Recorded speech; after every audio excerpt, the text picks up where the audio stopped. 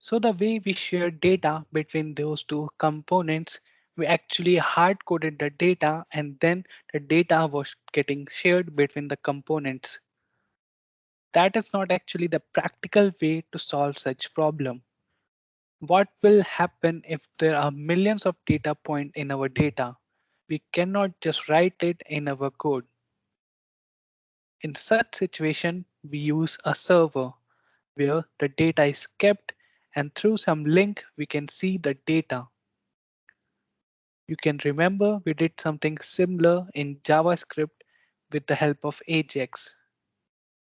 We used get method to get the data from the server. We'll do the same thing in Angular now with the help of HTTP client module. Let's see how can we use this HTTP client module to have a GET request. Let's go back to our code now, and then we'll replace this with a service. We'll replace the hard-coded data to some link where a data is hosted. Okay, so now getting back to the code. So this is where the hard-coded data is. First thing we need to do, we must delete this. And here we'll return something which will be fetching the data from the link. So first thing, if we want to use a module, then we must import it in this imports list inside our app module.ts file. Let's start importing. And the thing which we want to import is HTTP client module. You can see there is no text after this HTTP client module. That means the code cannot find the path where it must be imported. So in such situation, it shows it in a different color. So we need to import it manually.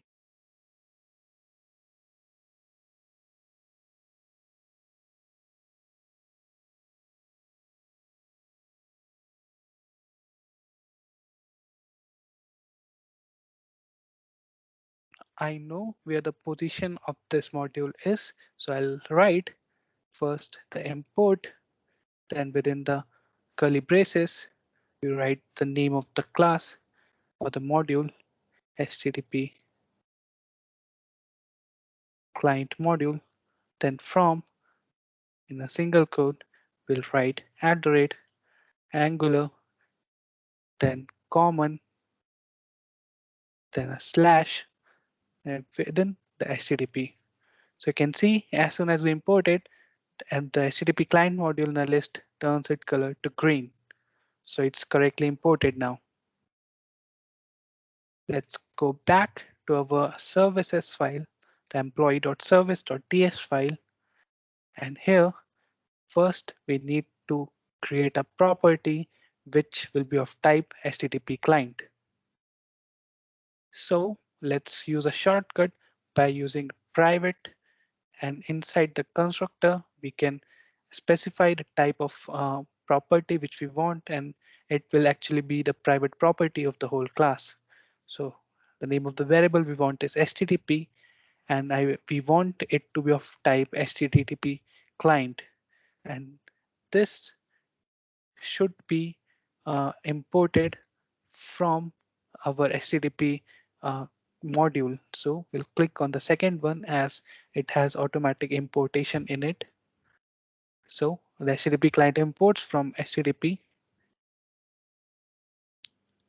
Then we use this HTTP private property and we'll return get method. This .http.get, and within this we'll provide a link where the data is being hosted. For the experiment purpose, we'll be using an open source data. Let's go and see what are the results fetch when we try to access the data from the link. Let's create a new tab, and I already have the link in my clipboard. So when you visit this https JSON placeholder.typecode.com/users, you get something like this.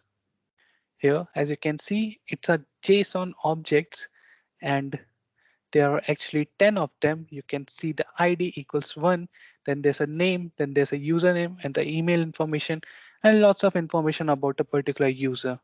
And there are in total 10 users with the ID 10 and each of them have a name. So we need not to change our HTML part because there also we were trying to print the name of the object. So I'll copy that link here. So whatever data we were getting in the browser with the help of get method, we are actually returning it instead of the hard coded list. As you can see, this is the object which will be returning here. Now let's go back to our component classes to actually accept this data. How we can accept the data is the form in which the data comes is of different type and it has a lot of different information rather than just the core crux data. To actually extract this data, we use subscribe. We subscribe to particular form of data and we can do this here in ng on init. So right after this get employee method is being called, we just add dot, then another method which is subscribe and the parentheses. But the catch is inside the subscribe, we need to specify the way the data we are extracting. So actually inside the subscribe parentheses, we need to give a function which tells the Angular in what variable do we actually want to save and what type of data we want to save. So we can use a shorthand description or an anonymous function using the arrow key, like the variable we can say is actually data which we are having, which is actually coming.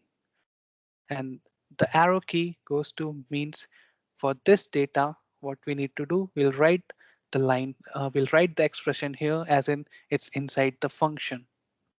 So this actually replaces the way of making a function. It's a shorthand way of making a function. So inside the function, we want this dot employee is actually equal to the whole data which we are getting. We save this and when actually we need to do the same thing in our component 2 or the second component. So let's just copy it and paste it in second component.ts file. So we paste it here and we need to import the services here too. Now let's go back to our page. Let's close this and we can see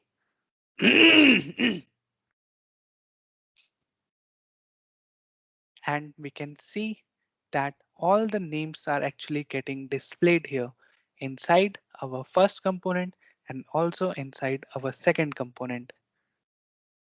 So we are fetching the data from a client with the help of client from a server using HTTP client module and using services to actually send this data into two different components.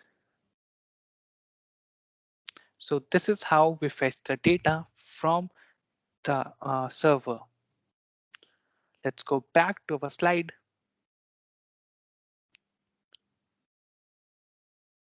So let's have a small recap of the things which we did. We used the get request to get the data from the server.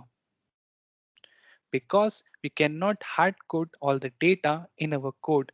That's why we need to store the data on a server and then fetch it using get request. As I talked earlier, it's something similar to what we did in Ajax. And later, in after using the get employee method, we subscribed, we added the subscribe method onto it, then gave a shorthand description of the function in which we want to save the data.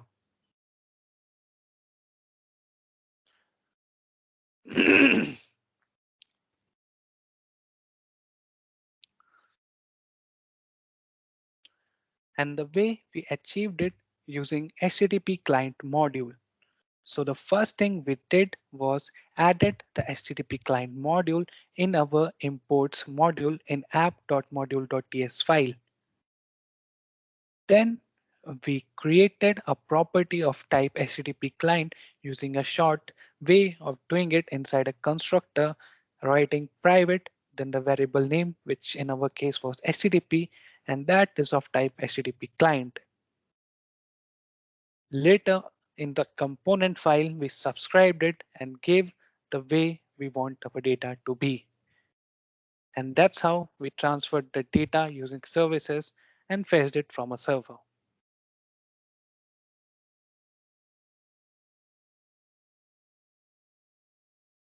Synchronous versus asynchronous.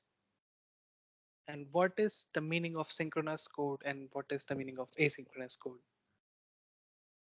So let's try to understand it uh, by the thing which we did right now.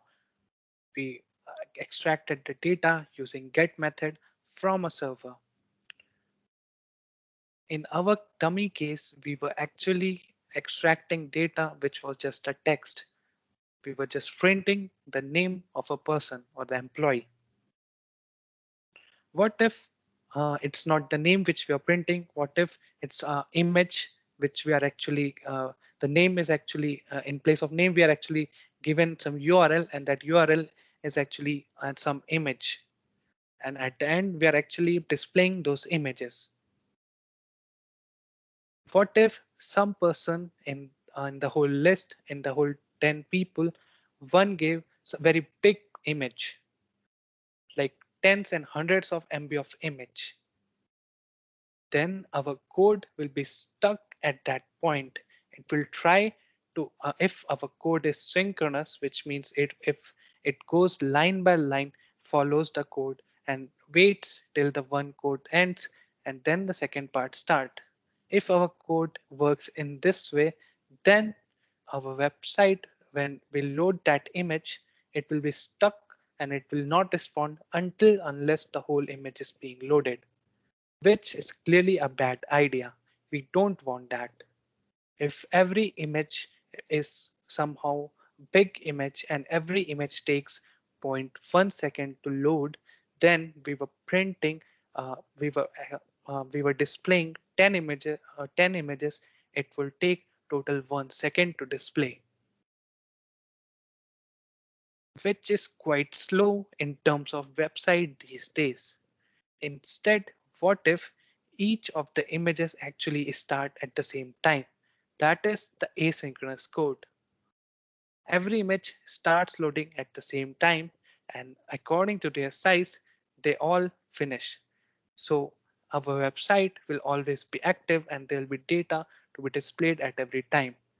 So in this way, if every image is a big image and it takes zero point 0.1 second to display, to load that image and display, then the whole website will actually be loaded in just zero point 0.1 second because all the images are being loaded at the same time.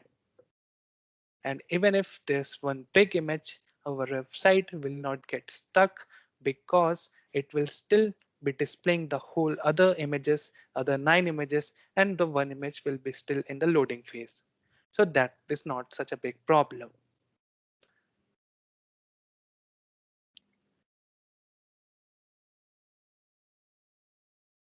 And the Angular does this automatically using the HTTP client method, and the later when we subscribed, this all thing is working in the background.